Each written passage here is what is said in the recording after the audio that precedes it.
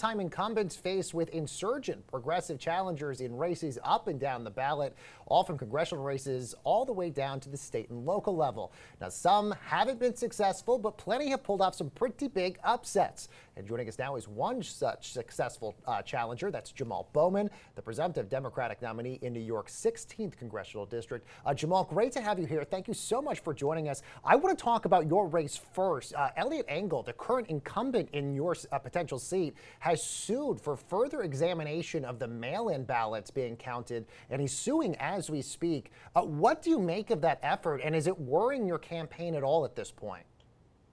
We're not worried at all. I think the effort is, it is what it is. We want every vote to be counted as well. That's how democracy works.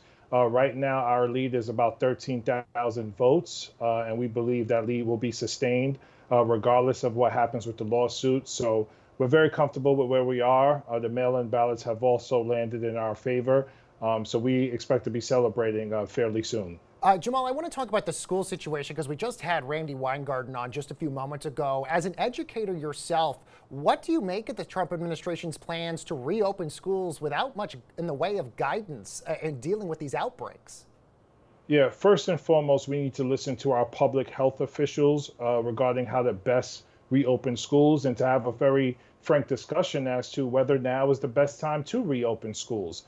In my opinion, and from my professional experience, we are not ready to reopen schools because we have not brought the full resources of the federal government to bear. We need to pass the HEROES Act. We should have enacted the Defense Production Act much earlier than we did and very aggressively. We're still short PPEs. We're still short testing in terms of getting the results back rather quickly. We're not doing contact tracing enough. We're not hiring more teachers to lower class size. We're not thinking innovatively in terms of using alternative spaces for learning. Outdoor learning and environmental learning needs to be on the table, as well as cleaning and ventilating our classrooms. So too many unanswered questions. And first and foremost, we need the resources to make all of these things happen so that we can ensure that our kids are safe.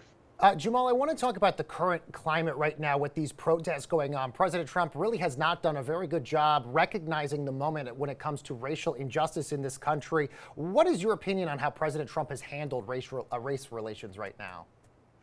I give him less than zero. He is a racist, and he continues to exude racist thinking and policies. When you look at everything from the travel ban to how we treat our immigrant neighbors when they come across the border for asylum, to calling African countries shithole countries. President Trump is a racist. He is a fascist, and he wants to maintain an order of white supremacy, not just in terms of from the perspective of race, but from the perspective of institutional racism. So he's horrible in this regard.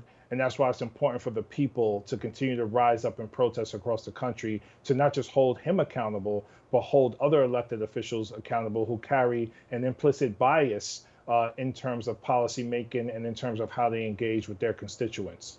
And Jamaal, I only have just like another minute or so here left with you. We see the president gets into these constant fights with Dr. Anthony Fauci. We found out today that he has finally talked to Dr. Fauci for the first time in 2 months. What is your response to the fact that the president's not even talking to his top infectious disease doctor?